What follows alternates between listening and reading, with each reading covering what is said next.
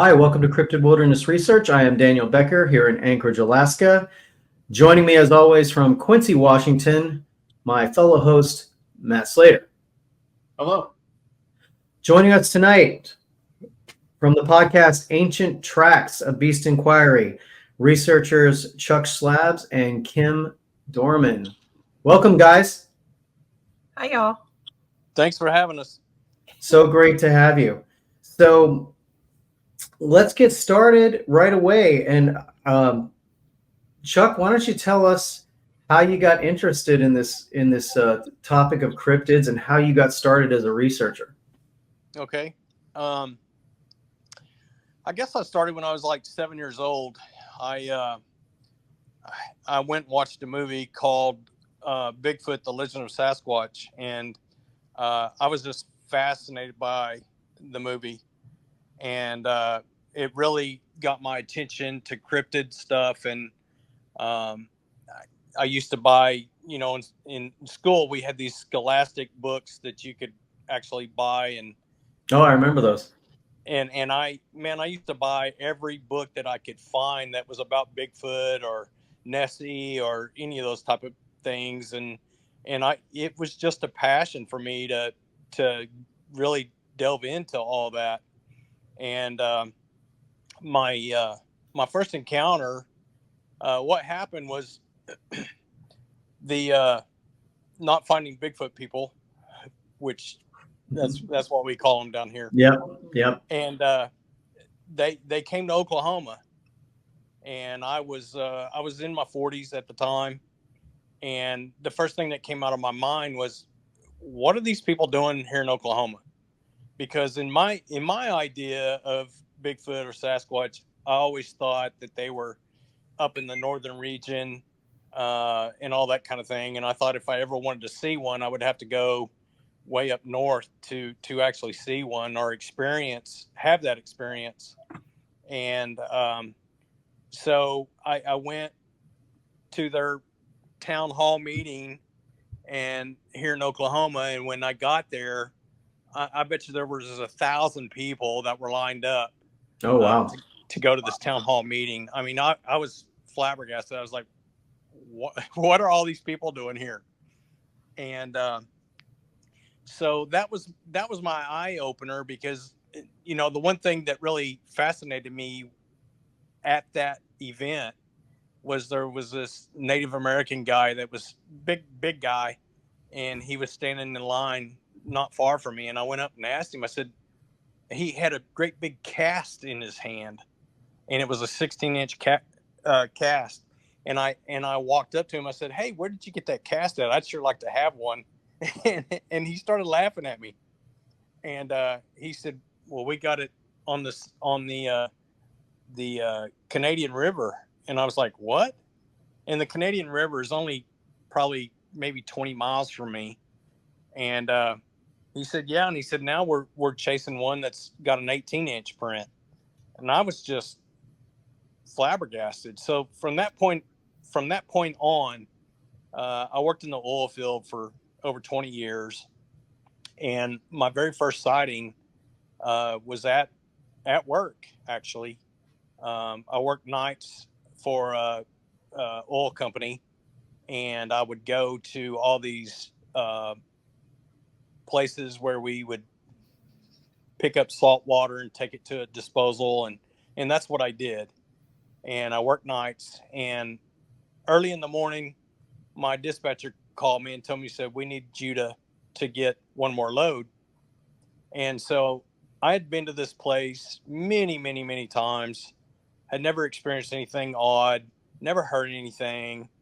And so I was familiar with the area, and it was, I actually have two rivers on where I live. One's on the north side of the state, and the other one's on the south side of the state, and they're both very close to me. And this area that I had to go get this job was on a river called the Cimarron River. And I showed up there. It was the month of November. It was on November 15th. I remember it to this day. And I got down off the truck, And when my feet hit the ground, every hair on my leg and my arms stood straight up. And I thought, man, something's weird. Something's not right. And it was like the first or second day of deer season. And the first thing that came to my mind was there's probably a hunter out here, and I need to walk around the location to make sure that this guy sees me so I don't get shot while I'm doing my job. Right. So I walked around the location a little bit, never saw anything, never heard anything. And I thought, man, I must be really tired because I'm hallucinating or something's going on that I don't feel right with. So I decided to go ahead and do the job. I did the job and jumped back in the cab of my truck to write out an invoice for the job that I had done. And as I'm sitting in the truck writing this down, all of a sudden I see movement in front of me. And I look up and I see this thing clear as day. He had black hair, a charcoal colored face, and he was standing behind a cottonwood tree, peeking around the tree at me. Never saw him move. He never made a sound. And at that point in time, I thought, I must be really tired because I'm seeing things now. So I jumped down out of the truck, started putting my tools back on the truck and finishing the job. And I got back in the truck and started to drive off, and he wasn't there anymore. He was gone. Never saw him move, never heard him move. But I knew exactly what I had seen after that experience. And that's kind of what started me on my I don't know what you would call it. That's where everything started for me. And I became really passionate about going out and trying to learn more about these things. And that's kind of way things started for me. So after you had this sighting, did you tell anybody about it? oh yeah, because I was on cloud 9 because Okay. one, from the time I was a kid, I was fascinated. Of course, the guys that I worked with, man, I had taken pictures with my cell phone and took pictures of this thing. And the first thing I did when I got back to the shop was I was showing the guys these pictures, and they were all laughing at me, thought I was crazy. And at that point in time, I didn't care because I didn't have to prove it to anybody. I proved it to myself. And it didn't really bother me. And back then, the subject of Bigfoot was kind of taboo here in Oklahoma. And so that's kind of all changed now. It's not taboo anymore. And a lot of people that kind of made fun of me back then, they don't make fun of me anymore. So, it didn't really bother me anyway. Wow, what a start. That's baptism by fire. Oh yeah. What a great story.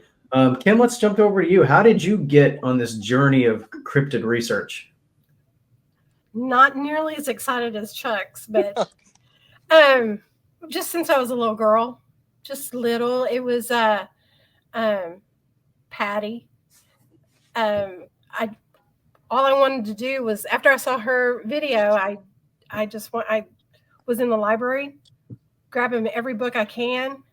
Her and Nessie, that was my passions when I was growing up. That's it. Just everything I could get, and that's.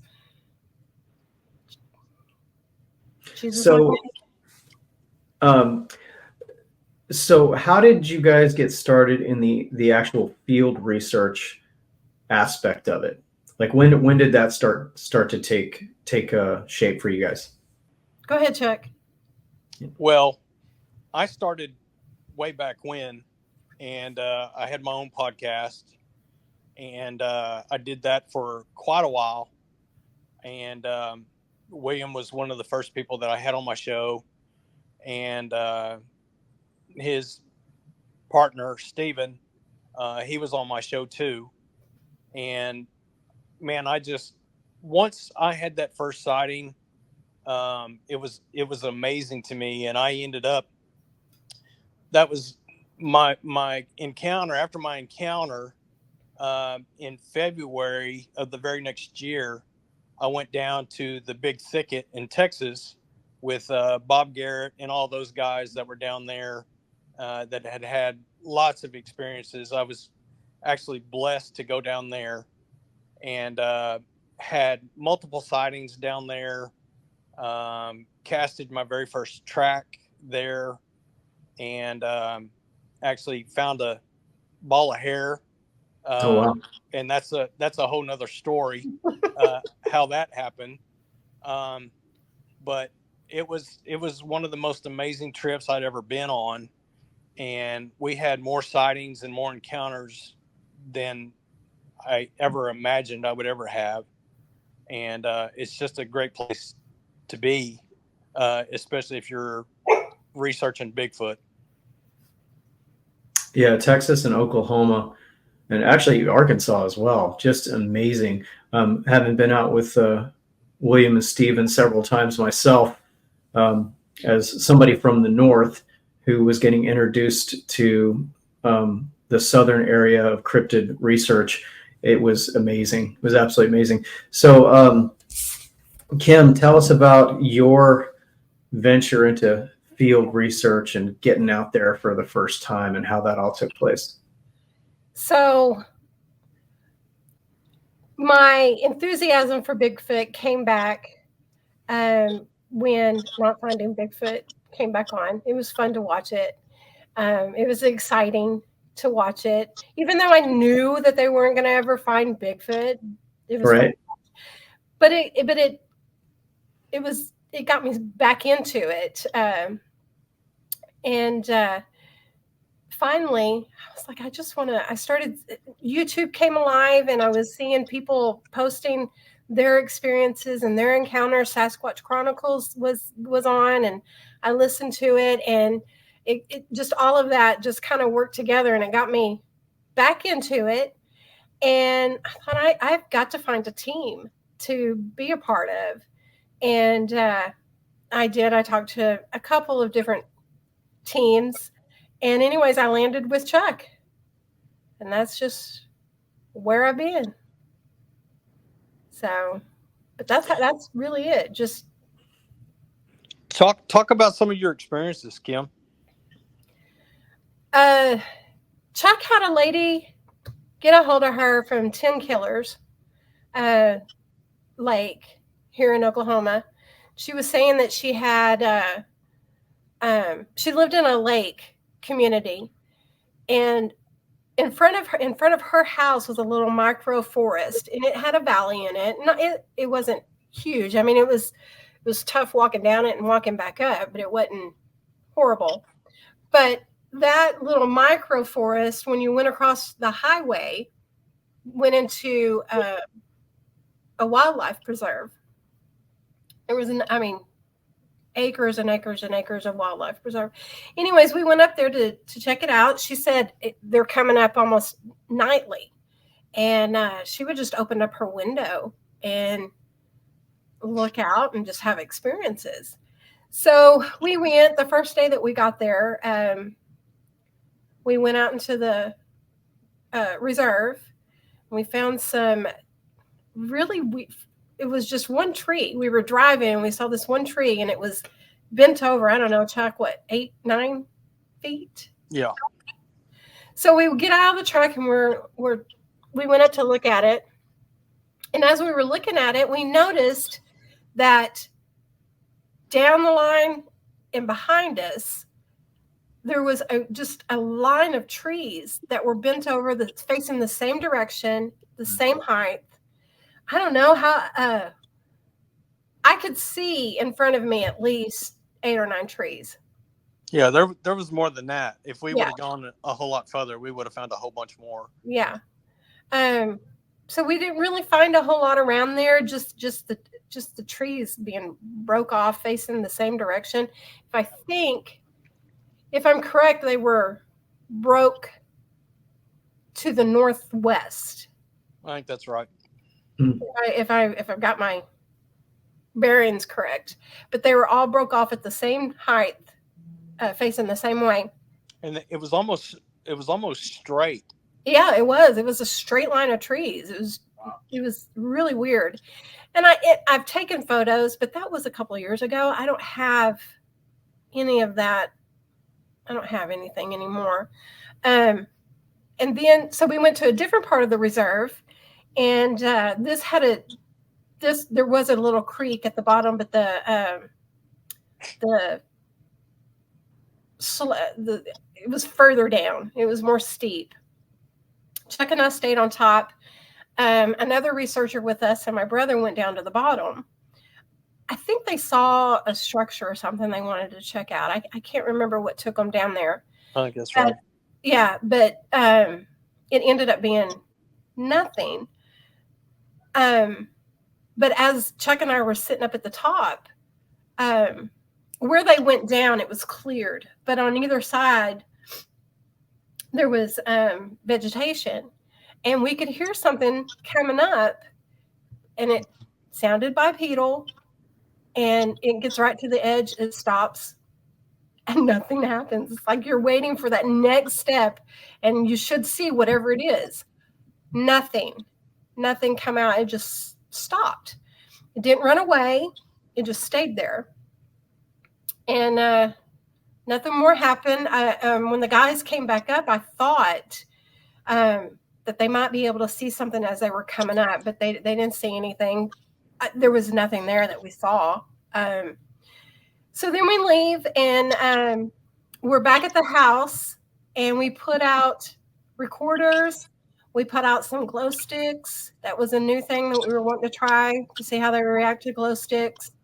On the other side of the microforest, there was like the community building. There was a game room. There was an arcade. There was a little restaurant.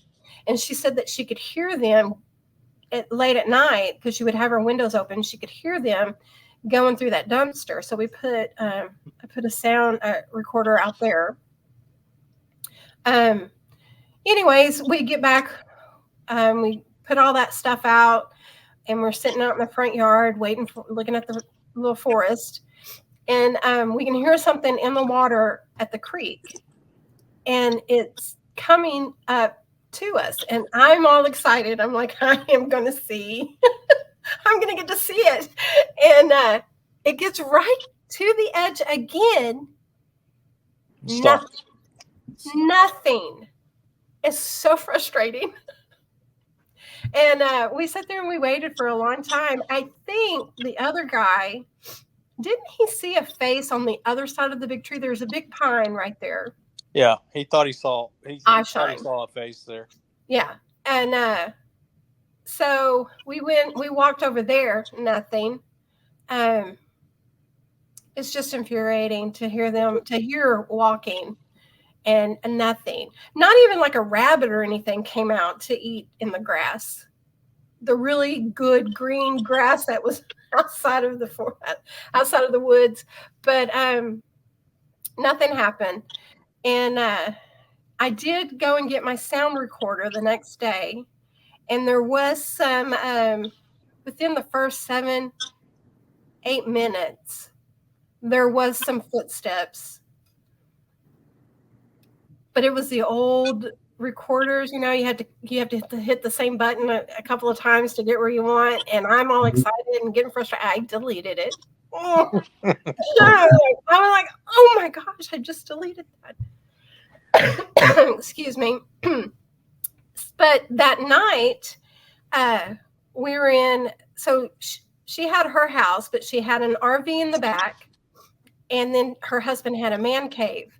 Well, Chuck and our teammate was in the man cave, and the RV was pulled into the backyard right next to the fence, facing the the backyard. She said also because the back would also go to the reserve. There was a wood area all the way to the reserve also, but she says that she thought that she had dog man coming up to the back of her fence and peeking over. But we were getting ready, we were going to bed, and it was me and my brother. My brother's in the living room area and I'm in the back. And next door to her, she did have a neighbor, but there was a lot between her and her neighbor. And I thought Chuck was coming up the side of the RV. And I'm like, okay. And it gets to the door, and I'm thinking, okay, he's going to open it. And then he didn't open it. And I kind of freaked out at the time, and I'm yelling at my brother, make sure that door is locked. Because I didn't know if it was what we had heard in the microforest that was watching us. I didn't know. I just thought that it was really weird that there was footsteps and it was parked right up to her fence. But I was scared to go. It scared me at night to go back into that RV. I just knew something was going to reach up over the fence and pull my hair. The funny thing is, Kim wants to see one so bad she can't stand it. Dude. But when she gets to the point where stop it, there's some stuff going on, she's making sure the doors are locked. So well, yeah.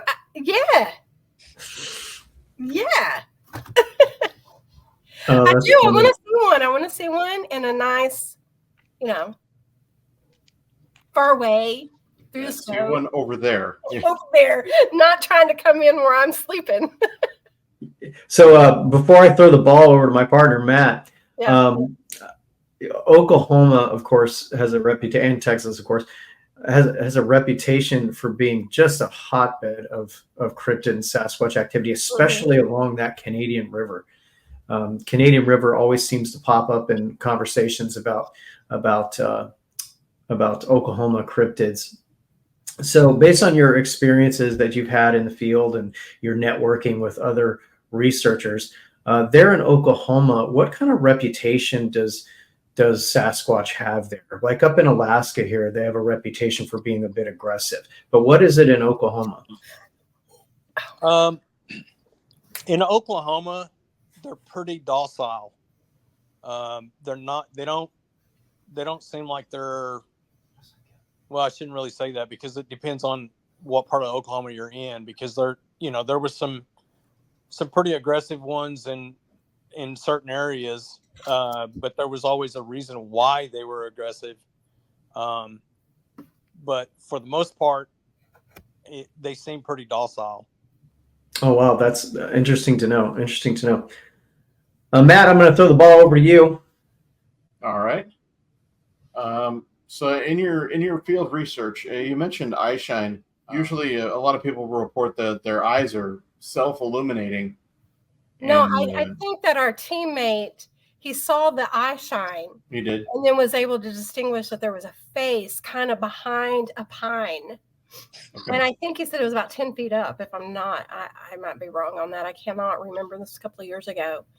But no, he said I didn't see the eye shine, but he said that he did, which is what brought him to notice. And then he saw the face. And Chuck, when you saw your first encounter there with out there by the river, did you notice any eye shine there? No, it was actually at the time when I had my very first encounter. The sun was starting to come up a little bit, and so there was no. I didn't see any eye shine at all with that one. Okay, so it was maybe probably too bright. Yeah, but I have seen eye shine in other places. There's a place that we've been to. I even took Kim and her brother out there. It's a place that's called Red Rock Canyon, and it's well known to be a Bigfoot area. In fact, that whole area down there is just full of Bigfoot. Lots of sightings. Actually got hit by infrasound while I was down there. Kim and her brother actually got the pleasure of seeing an owl. Or I don't know if they actually saw the owl, but they heard the owl. And Kim, that's a good story to tell them about the owl if you want to talk about that. But that whole area down there is just really, really active. There's a place down there called Purgatory, and the town that's close to it, the town people actually named the name called Purgatory there. Oh, wow. And I've been up in there quite a bit. Had a sighting. Kim wasn't with me at the time. Had a sighting of one walking down the road, and this area is pretty spooky place, especially at night, because it's got probably 40-foot cliffs on both sides, and it's only when you go into this place, it's one way in and one way out, and it could get pretty spooky. And I actually saw one walking down the road, coming toward me, and the closer I got to it, he actually, or she, I'm not really sure because I didn't get close enough view, but it walked up the embankment and got up on top of the hill, and I lost it. But that whole area down there, there's a casino not too far from there. Me and Mary Fabian from Pennsylvania Bigfoot, we actually saw one crossing the road behind the casino one night, and that was pretty fun. But that whole area down there they're just all over the place down there. I've been to quite a few different states. When I went to the Big Thicket, they're very aggressive down there, very aggressive. And it's really odd to see the different types of places where some of them are docile and some of them are a little bit angry. And in the case of the Big Thicket area, the Houston International Airport, they fly jets over the place, the park area, and at night when you hear those jets fly over the top, you can sometimes hear Bigfoot screaming in the background, because my opinion is I don't think that these things like the loud noise coming from the jets, because when they come over the forest there, it's loud, and they just go crazy when those planes come over. And I heard that many times while I was down there. But I've been to Arkansas. I went to Land Between the Lakes and the Kentucky-Tennessee border. Spent some time down there. We spent a whole week down there one time. I was with some other researchers, and that was a pretty good place to go. Been to Alabama. Had a really neat encounter there. And I've been to some places in Texas, and I've been to quite different places in Oklahoma. But as far as them being angry or belligerent, you don't see that very much. And you don't hear them scream like they normally do. Like you hear the stories of them screaming out in the woods. You don't hear that. You don't hear that in Oklahoma, and I don't know why. Interesting. Yeah, very interesting. So you mentioned, Kim, about having some recorders out and introducing the technology aspect into the research. Yeah. Have you guys in your research ever actually, William and Stephen and I finally came up with a term for it. We call it CEI, Cryptid Electronic Interference. And I got to experience it down there with in Arkansas with 2 drones that we had. William and Steve and I had a couple of drones that both, each one of them malfunctioned every time we tried to take it over the research area. Have you guys experienced any of that with your technology, any of the cameras or recorders or anything? Go ahead, Kim. Just Chuck has a recording of that night and at by Purgatory. It didn't come across as the way it sounded. Just batteries draining, not working when you want it to work, not coming on when it needs to come on. Yeah. What's the camera that I have? I can't remember what it is, but it will just turn white instead of picking up the different signatures. Just every once in a while, it'll just turn white. And it did that night at Barry's. Remember that? Yeah. When we were having some activity. Well, we caught that movement out there by the wood bush. I mean, the wood pile. And I turned my camera that way. It was working just fine facing this way, but when I turn it this way, it goes completely white. Wow. Nothing happened. Is that like an infrared camera? Huh? Sorry, is it like an infrared camera? It's the one that picks up light. It's like a night vision. Yeah, night vision. Thank you. Light night vision. Probably brain fart right there. But yeah, as soon as I would turn it around, and I could, and then after a while, I point it towards the wood pile, and I can see the wood pile just fine. I mean, it was a full moon night. So. Now I've had several instances where when electronics are involved, I've had several instances that were really crazy, if you will. I bought a night vision video camera, and a buddy of mine used to be one of my researchers. We went down to a place called Brown Springs. There's a place down in southern Oklahoma called Brown Springs. A lot of activity there, a lot of sightings down there. In fact, back in the 70s, there was a guy and his girlfriend were parking out in this area, and they found both of them dead back in the 70s. Oh, wow. But this area it's kind of spooky. So he asked me if he could take my night vision video camera, and I told him yes. And he and another guy went down there, and they had set up their tents up by the Red River, because the Red River goes through in between Texas and Oklahoma. So you've got 2 sides of the river there. But while they were there, these 2 guys walked up and asked them, "Hey, can we go fishing? We know you guys are camping, but is it okay if we fish out there for a while?" And he was like, yeah, you guys go ahead. And it was starting to get dark.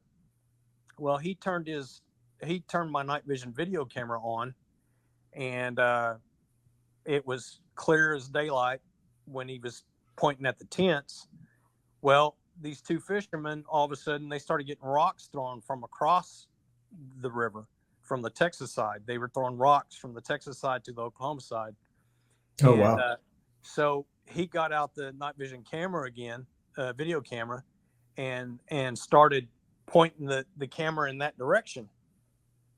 Well, when he started pointing it that direction, it looked like fuzzy. It looked like a white fuzzy thing on the camera, and that's what it recorded. But yet he would turn the camera back toward the tents, and the tents lit up. You could see the tents. Oh, wow. But every time he would turn to where the rocks were being thrown from, you couldn't see anything, but it looked like a white mist on the camera. It was really weird. And another time when we were down there, I had put out 5 different audio recorders in this area, and I GPSed them to where I would know where they were. So at the end of the weekend, I could go back and get all these recorders. And we heard all kinds of stuff that trip. there's a big old cemetery that's old, like 1800s old, where settlers used to come across the Red River and they would go back and forth. And a lot of people died there because there was also some Native Americans that were there that were fighting these guys coming across the river. And so there's quite a few cemetery area there, and they're so old you can't even see the names or the dates on a lot of the tombstones that are there.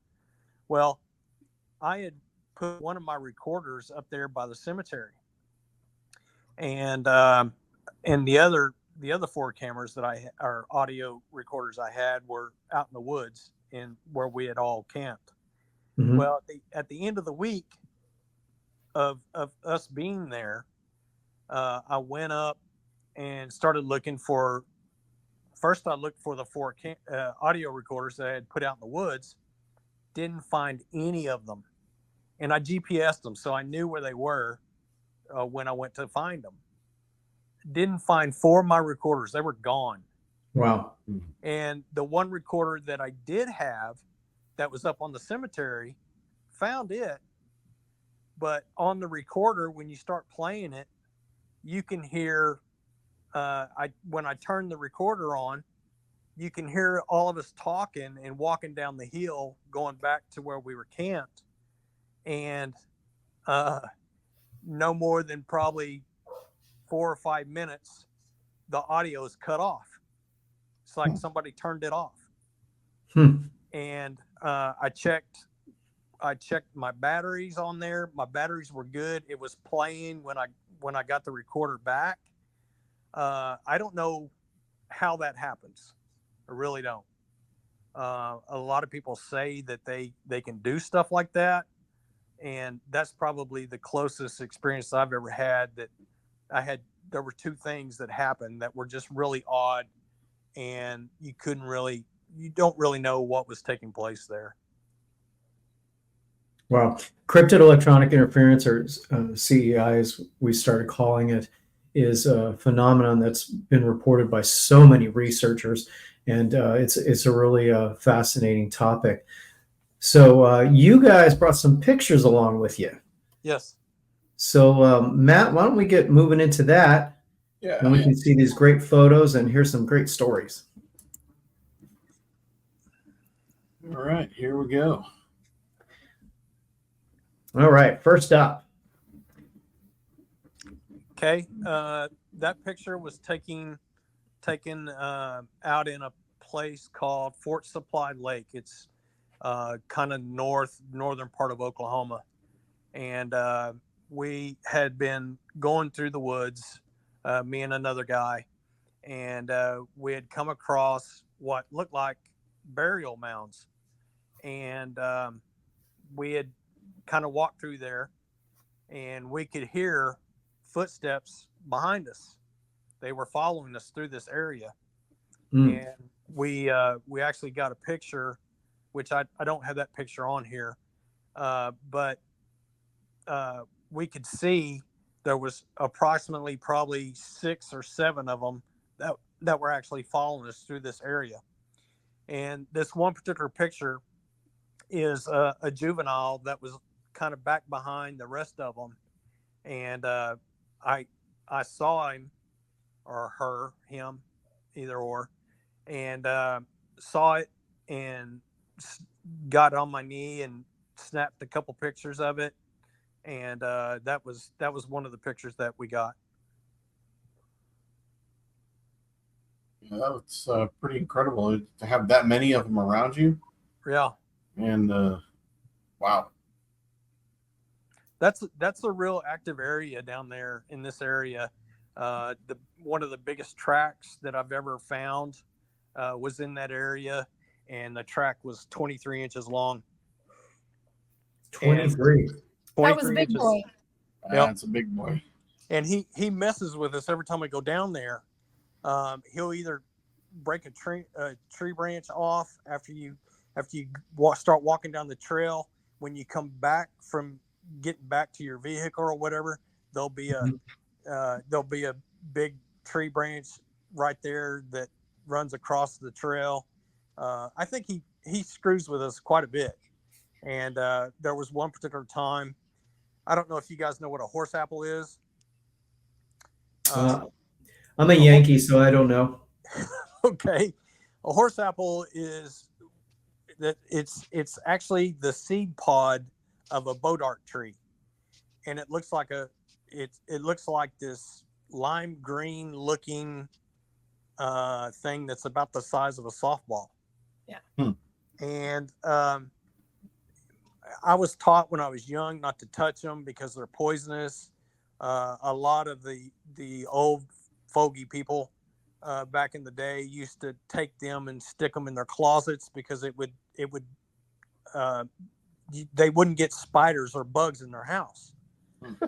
And so we were walking down a trail one day in this area, and there's three of us. That me, I'm in the front. A guy that wanted to come with us. He's not a believer. He always made fun of us. He was in the middle, and then one of my researchers that I researched with, he was in the back. Well, as we're walking down this trail, all of a sudden, one of these horse apples comes flying through the air, and it hits a tree right in front of me. And the tree, when it hits the tree, it rolls and lands right at my feet. And I reached down and picked this thing up, and there's a great big bite mark taken out of this thing. And we have found that in several different areas where, for some reason, they'll take a bite out of one, and you just find them every now and then. It's really strange. The conclusion that I came out with, if these things were some kind of prevention from you having bugs or mosquitoes in your house or spiders or whatever, my thought is that they actually do take a bite out of these things and either rub that on them to keep the bugs and the mosquitoes and all that kind of stuff away. I don't know if I'm onto something, but it makes sense to me that's what they do with these things. Yeah. Just hearing about it now, that makes perfect sense to me. Absolutely. Matt, let's move on to the next one. That was found in the same area where that picture was taken. This area is pretty active. There's not very many people that go out in there. And so there's the only time that there's usually anybody in this area is when it's hunting season. But all kinds of structures there. You always find structures there. Got some pretty, I don't think you've got to the good one yet. There's one that looks like, we call it the wigwam. It's a huge structure. It almost looks like a miniature house. And the crazy thing about it is we found this structure. I took pictures of it. And about probably 2 months later, we went back to the same area, and there was a miniature structure that was built just like the one I'm talking about. Looks like a house inside that structure. And it was almost as if they were teaching the juveniles how to make these structures. It was really fascinating. That's pretty cool. And you said there's a lot of deer in the area where this particular structure is? Yes. Yeah. One of our previous videos discussed a lot about tree structures and stuff like this. And this kind of looks like it. The theory that we were working with, they would build stuff like this as kind of a roadblock or like a redirect, maybe like a trap. Right.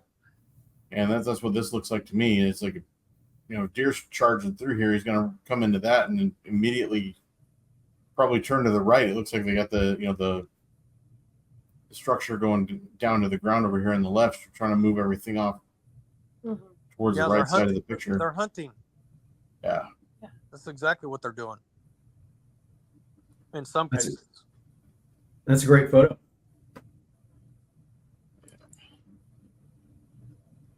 X's, famous X's. Yes.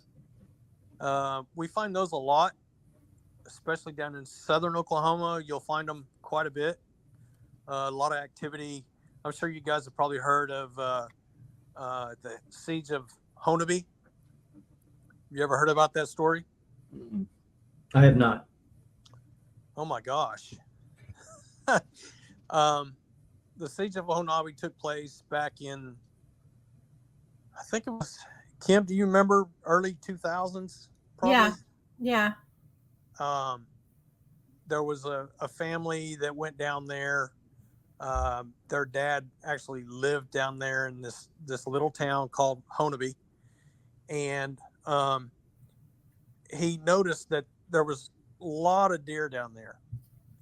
And so he called his boys, and the boys went down there to harvest deer on a pretty regular basis, if you know what I mean.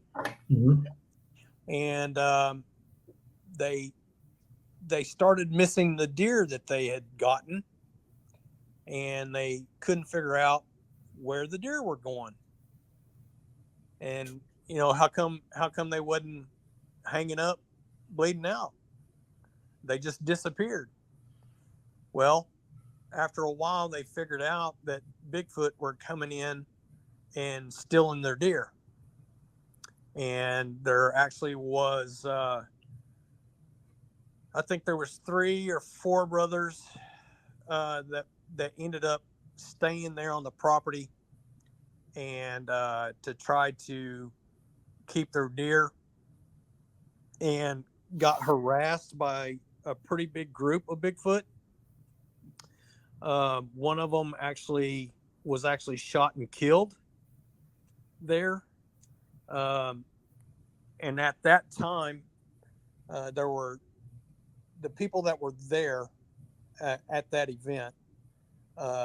They said they saw two other ones come out of the wood line and grab a hold of the one that was shot, and they carried him off to a different location.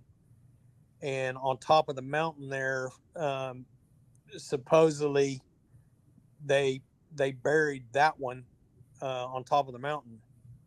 And it's a crazy story. If you ever can find the siege of Honeby, it's a very good story about what took place there. There's a Bigfoot up there all over the place. It's a heck of a good area for Bigfoot hunting. That whole area down there is pretty full of Bigfoot. Wow. But we find a lot of X's in that area. The area is beautiful, big, huge mountains for Oklahoma, and a lot of brush. But we find a lot of X's, a lot of stick structures and stuff like that down there as well. I'm definitely going to look into that story. I had not heard of that before. Me too. It reminded me a lot of the Ape Canyon encounter. It's very good. Yeah.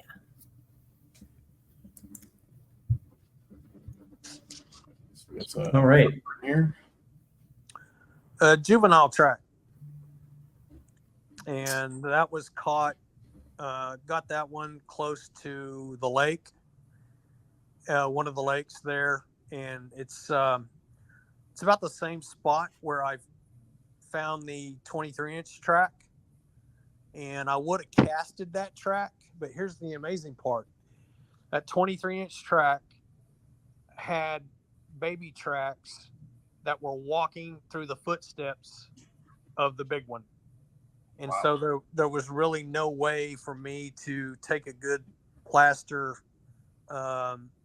image of the 23-inch track. But the little ones were following Papa's footsteps and had messed up the foot that I had. So that's a good track. Really great definition there. Yeah. Clearly see the toes. Yep. Yeah, good catch. Thank you. Yeah. Okay, this picture. this was an amazing picture. It was an amazing catch. I knew me and another guy, we had been walking in this area quite a while out in the woods. And as we're walking, we see this thing moving. He keeps following us. And it's a juvenile. It's a little one. And he's watching us and following us as we go. He stays this distance. And finally I decided, you know what? I'm gonna stop. I'm gonna get out my camera. I'm gonna take his picture and see if I can get a good picture of him. Well, the funny thing is, I don't know if you can see there's a tree branch on the left side of his face. And every time I would raise up my camera to take his picture, he would grab a hold of that branch and pull it over toward his face so I couldn't see him. And we played cat and mouse for probably 5 or 6 minutes. And finally, I got a decent picture. And if you look at the picture really close, you can see both of his eyes, and you can see his nose, and you can see the top of his head, and you can see the branch on the left-hand side that he was pulling back and forth, trying to keep me from getting his Yes. picture. Yeah. I do notice it. So you said that was I'm sorry, pretty go fun ahead. deal. That was a pretty fun deal because he was playing cat and mouse with me the whole time. Wow, what an experience. Yeah. Now, there's not many researchers that can say that they've had that cat and mouse experience. So Right. to experience that, that's awesome. Yeah.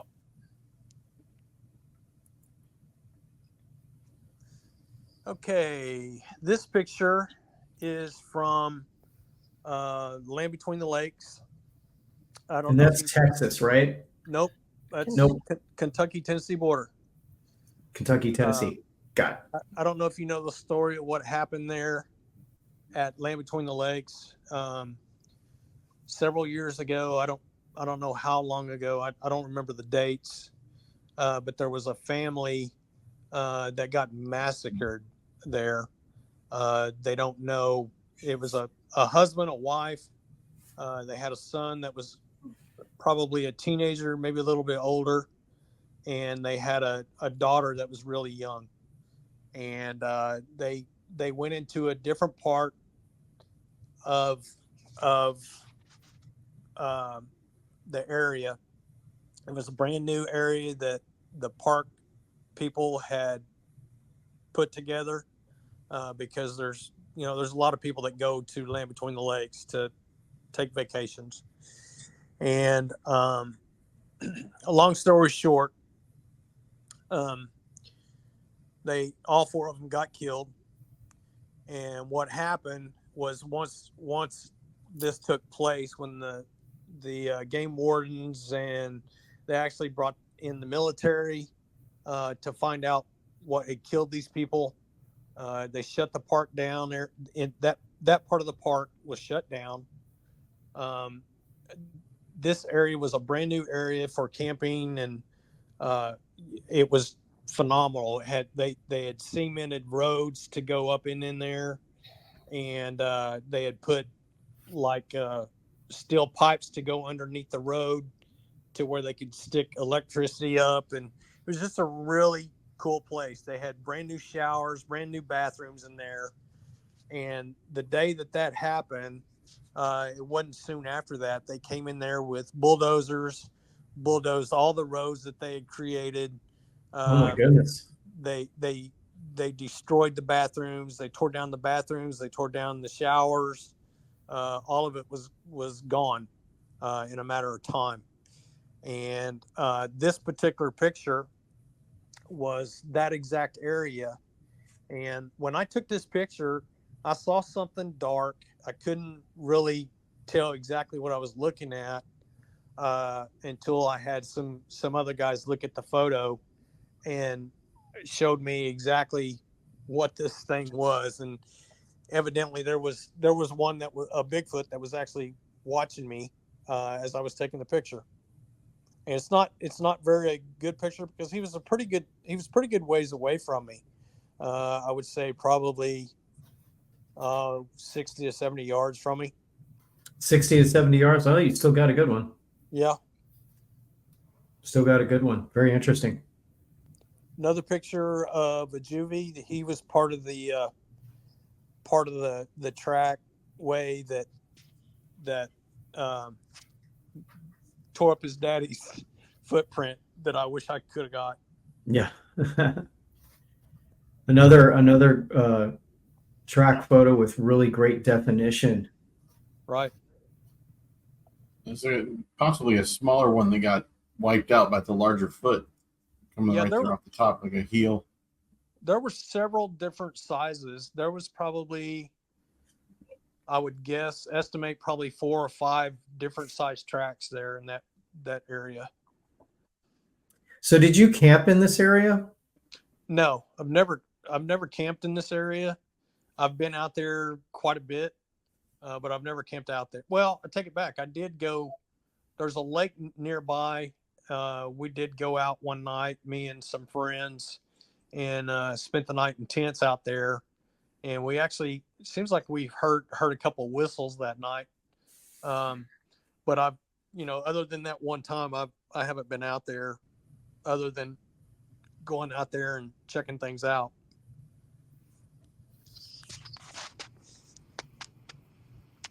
Yeah, another great picture. Oh, there's the That's a wigwam. good one. Yeah. Wow. I like that picture. That is one of the best structures that I've ever found. That is impressive. Let me see. That is probably one of the most impressive tree structures I've ever seen. Absolutely. Very complicated and intricate. Yeah. I was really surprised when we came across that, and that's, I told you guys earlier that we went back there a couple months later and found the same exact structure, but it was a miniature version of it.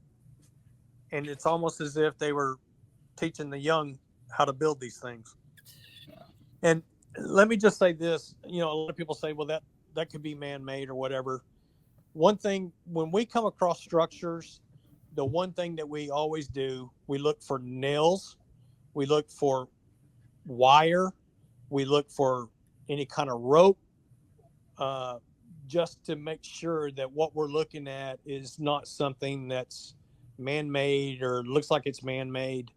Almost every one of the structures that I have pictures of all the sticks are broken and they're intertwined with other sticks. And it's amazing to run across that and see that. And, it's something they do, and why they do it, I don't know. And that's and hearing you say that is really refreshing, especially to people that may be watching that are just getting into this. One of the many marks of a good researcher is going through your process of elimination, looking for those signs, like you pointed out, looking for the nails and looking for the wire, and really doing a good analysis of what you come across in the field. So that's fantastic. I got some tracks. I don't know if Kim, I don't know if you put that one track on there, but back when I had my show, I had people come on my show, and I just about put anybody that wanted to come on the show. And I had people come on the show that said, we've seen them go through a portal. We've seen them jump in a UFO because we followed the trackway, and we followed the trackway, and it goes out in the middle of the field, and all of a sudden the track stopped, and it had to be a portal that they jumped through, or they had to be a UFO. Well, I actually found a place like that in a field, and when we followed these tracks out in this field, and we get out there, and all of a sudden these tracks just stop. I mean, you don't know what happened to them. And what I did is we kind of got on our hands and knees and started looking at the tracks real close. And instead of a 5-toe track, we found a track that had 10 toes on it. And what was happening was the Bigfoot that was making those tracks was backtracking in his own tracks. And so instead of 5-toe track, you'd have a 10-toe track. And if you follow that back a ways, you can find out exactly what happened. And what happened was, after he backtracked a little ways in his own footprints, he jumped up in a tree because there was mud on the tree. Mm-hmm. And you could see where he went to one of the branches on the tree, and you can see mud on that part of the tree. He jumps to another tree, and then he turns and goes a completely different direction in the way he had come from. And so, to me, that's not a UFO. That's not a portal. I think these things are a little bit more intelligent than what we think they are. And again, that is a very, very impressive photo. Definitely one of the best, if not the best, that I have ever seen. Yeah. More X's. More tree And X's, yeah. Those were found down in Honolulu, Oklahoma. So what do you think? What's your opinion on the X's? I mean, people have different thoughts about it. What do you think the X's might indicate? I'm not really sure why they do these things. I don't know if it's, there's obviously more than 1 or 2 troops in an area. Is it to let another clan maybe that, hey, this is our area, you go get your own? I don't know if that's part of it. I don't know if it's actually something that they want to warn people of. Your guess is as good as mine as far as this stuff goes.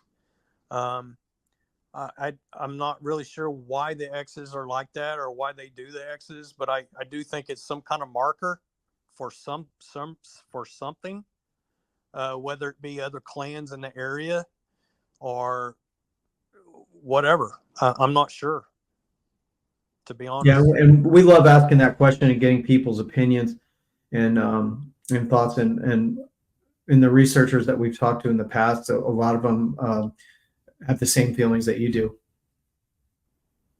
Well, it makes sense to me. I mean, if you've got a family group that are together in an area, I think it could be a way for them to protect the clan from other groups coming in. Mm-hmm. Makes sense. The asterisk. Yeah. I've actually seen that same symbol in different areas. Really? And again, I don't know what it's used for, but that's what I've talked to other researchers about it, and that's what they call it too. They call it the asterisk. Why it is or what it is, who really knows? And there again, that's one of those types of situations where you look at it and you think, well, that's kind of odd. And you go down and you start looking for wire, or you start looking for rope or something that helped somebody make that. There's nothing there. No rope. I've come across tree structures before, but nothing like that one. That's intense. I've seen them in other states as well. And is it all just balanced? yes, it's balanced. I don't know how they do it, but they do it. It's another footprint inside a footprint. Yeah. Yeah, that's one of the tracks that had a 5-toe or had a 10-toe track instead of a 5-toe track. That was one of them. Okay. And you can see the big toe. There's 2 big toes there, and you can see the little toes too. That was an amazing find. Yeah. That could be really important information for people when they run into situations like that. Just pay really close attention to what you're looking at. Is these things are a lot more intelligent than I think we give them credit for, like you were saying. Oh, I think so. Yeah. Definitely. It's a big one. Wow. Very nice.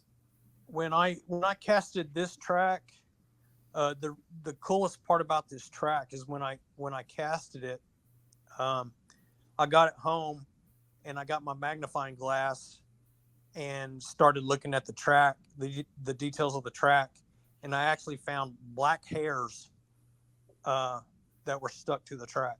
Did you really? Yes. That's important to find. Very well defined. You got really fortunate. I've been lucky or cursed, one of the two, right? That's great. Great photo. It's a deep print also. Yeah, it just kind of shows you the weight of these things that you're dealing with, because it looks like it's at least a couple of inches smashed into that mud. Another structure, same as some of the others. I mean, there again, we go through these structures and we look for, any man-made type of thing going on. Excellent.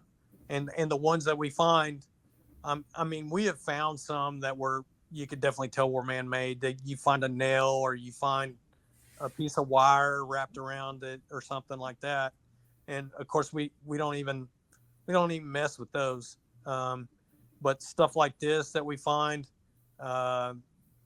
knowing that you don't find any nails, you don't find any wire, you don't find any rope or nothing that help build that structure, we definitely take a look at that and noted it. This may look like a crappy looking cast, but I actually casted this print, and when I casted it after it got dried and everything, Bigfoot's foot is completely different from a human foot. Mm-hmm. A human foot, the dermal ridges on the bottom of the foot of a human have a swirly pattern in the dermal ridges. Now, Bigfoot print, the dermal ridges go up and down the foot. It's completely different from a human foot. And this particular track is probably one of the best tracks that I've ever casted, where you can see, I don't know if you guys can really see it, but if you look at it really, really close with a magnifying glass, you will see that the dermal ridges on this foot they go up and down the foot, and you can definitely tell it's not human. It's definitely a Bigfoot track. Yeah, impressive. Very. Oh, the peaker. That's another one where we were walking down the trail, and I seen this black thing on this tree or beside this tree, and I was thinking, okay, time for me to get my camera out. And so I took my camera out and took a picture, and sure enough, he was peeking around the tree at me, watching me as I was walking down the trail. Good shot. Thank you. Definitely. And this is the last one here. Okay, this was taken at I told you guys about this place called Purgatory. Yeah. This was placed on the road that went up the cliff, and there was a trackway, and the tracks were, I think they were 16 or 17 inches. You can see the mid-tarsal break. Every one of the tracks that went down the road had you could see the mid-tarsal break on the footprint. And that track went for about 3/4 of a mile down a dirt road, and ended up after it walked a ways, it walked into a wood line and disappeared. I never did see it, but I found the tracks that day. Nice. Yeah, Nice. I think that one was 17, I believe. I can't really tell. 13. 13? Mm-hmm. Yeah, those are all great pictures. Thank you so much for sharing. Those are fantastic. Great great structures, excellent definitions in the tracks. You really got fortunate and got some great shots. Thank you, guys. Well done. Well done. So one of the questions that we like asking our guests, and I know you've both been asked this probably lots and lots of times, but we're going to throw it at you again. Okay. Kim, we'll start with you. Okay. What do you think these Sasquatch are? Oh my goodness. I bounce all over the place. Nephilim to an ape to a people. I don't know. Maybe they're all three. I don't know.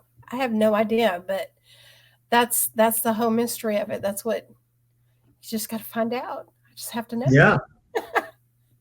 Chuck, how about you? I got a little bit different theory, I guess you might say. I'm kind of more on the idea that these things are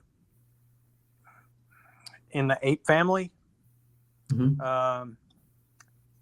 A lot of the characteristics, the things that I've seen, the things that I've experienced, they're more like an ape type trait than what I would say anything else than that. When I was in the big thicket, the reason why I really think that way is because there was a bunch of us that were walking down a trail in the big thicket area, and I was standing in front line, and as I'm walking, all of a sudden I see this Bigfoot, probably no more than, I guess, 5 or 6 feet from me, Mm-hmm. maybe. Wow. He was on all fours, and he was rocking back and forth like a gorilla. And I was fascinated by it. And on the other side of this trail, there were some guys on the other side of the trail, and they saw one walking down the wood line there too. So we were actually being surrounded by two of them, at least two of them.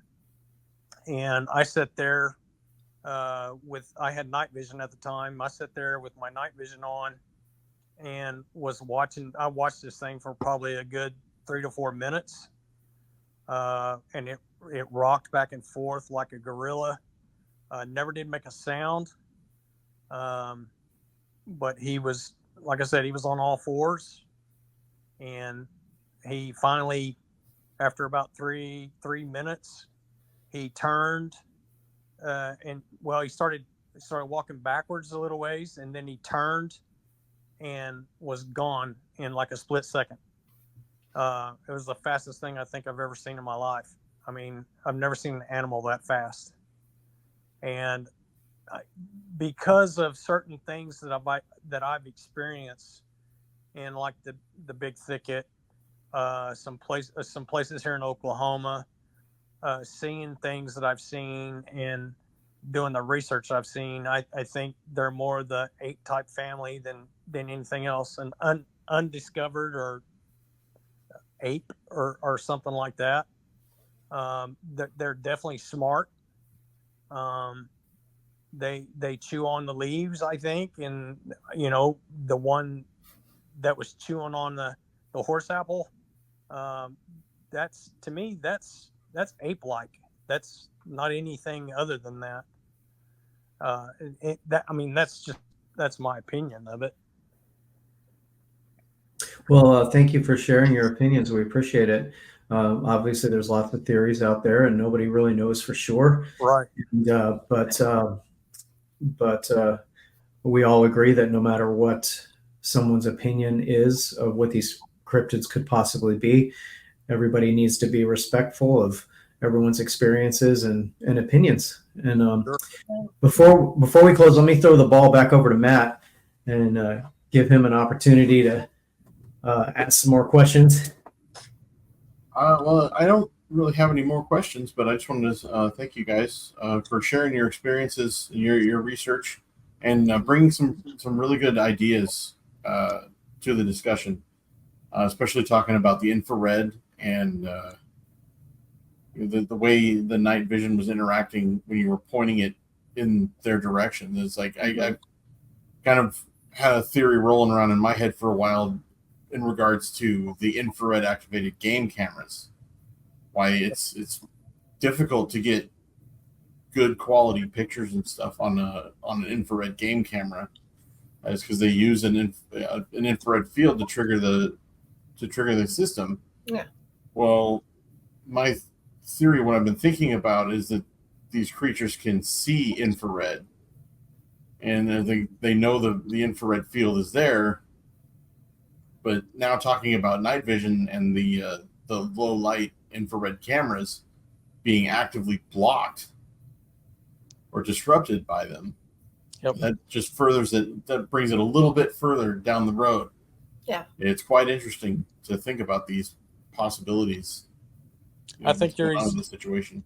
I think you're exactly right. They have the ability to do that.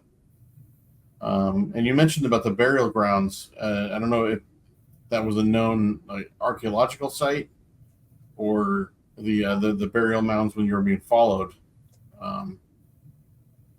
Perhaps that was related to something, or is that like a national park? This was in the woods. It's not really a national park. It's actually a wildlife refuge area, and these mounds were probably anywhere between 10 and 12 feet in length, probably 3 to 4 feet in height, and probably 3 to 4 feet in width. And Wow. these mounds were everywhere. And my conclusion for that is we were being followed the whole time we were in there, and I'm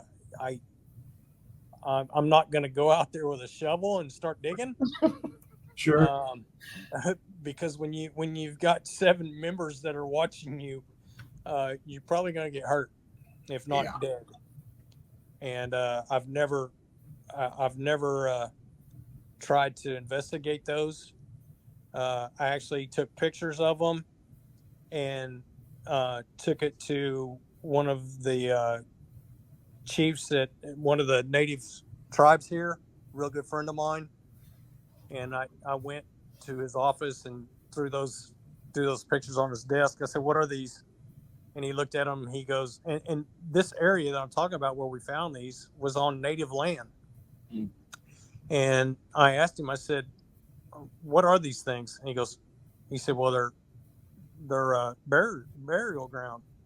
And I said, "Yeah." And he goes, "But they're not ours." And I said, "What do you mean by that?" And he goes, "Ours aren't that big." Yeah. And so, that just put more to my belief that, the best thing for me to do is if I go through there, I go real softly and don't try to make too much noise. That's probably a good idea. So the name of the podcast is Ancient Tracks, a Beast Inquiry. yeah. Hosted by researchers Chuck Slabs and Kim Dorman. Guys, thank you so much for being with us tonight and sharing your great pictures and your experiences and your thoughts. Every time we have good researchers on like you, we learn so much and it helps us. So thank you for taking the time to be with us. Thank you. Thank you. for having us. Mm-hmm. Thank you. So for myself, Daniel Becker, CWR team member in Anchorage, Alaska, for my fellow host, Matt Slater in Quincy, Washington, thank you very much for joining us, and we will see you next time.